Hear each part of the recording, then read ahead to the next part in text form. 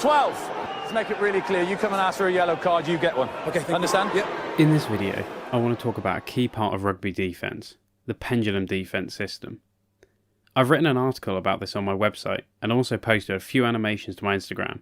These have attracted a lot of comments, so I thought I'd make a video to really deep dive into this topic and give some good real-world examples. Just a quick plug for my rugby animation tool. If you want to make your own rugby animations like you'll see in this video, head over to animator.rugbyslate.com and start animating with a free trial. It's very simple to use, requires no downloading, and a great way to start building a playbook for your team. So, what is the pendulum defence? It's a defensive system for defending the backfield and edges of the field.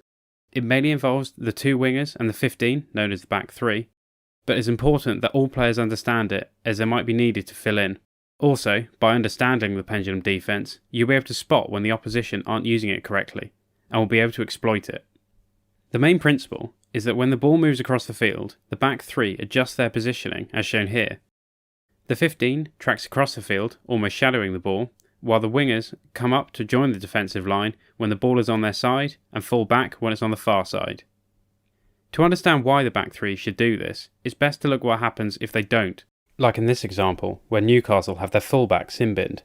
There's no player sweeping in the backfield, covering where the ball is, so even though the wingers have good positioning, the ball gets spread wide and chipped over the top into the wide open space.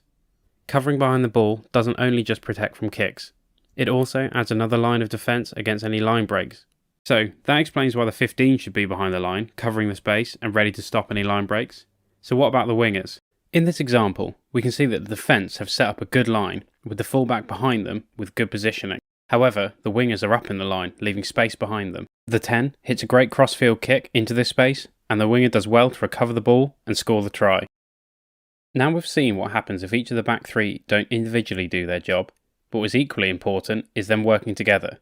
Here, the near side winger comes up and joins the line to cover the overlap, but the fullback doesn't correctly cover across. The space opens up in the corner, a kick through exploits the gap, and this leads to a try. So now you know how the pendulum defence works, so you should be able to spot when the defence aren't using it properly, and when you should kick to exploit this. A good attack will always be monitoring the backfield. In this example, you can spot that the 15 is caught up in the tackle. The attacking side can spot that also the winger is out of position, and there's a huge space behind the defensive line. A well-positioned kick can easily lead to a try. Everything I've shown here have been bad examples of the pendulum defence. That's because, when it works properly, it's hardly noticeable at all. The attack don't have the opportunity to kick over the defence, the wingers are able to join the defensive line when needed, and the attack are given no easy opportunities. The pendulum defence isn't just the responsibility of the back three. If one of the players is out of position for whatever reason, another back should step in and fill their space, such as the 10 or the scrum half. Otherwise, kicking opportunities will be gifted to the attack. It's worth pointing out that this system is not the only defence against kicks.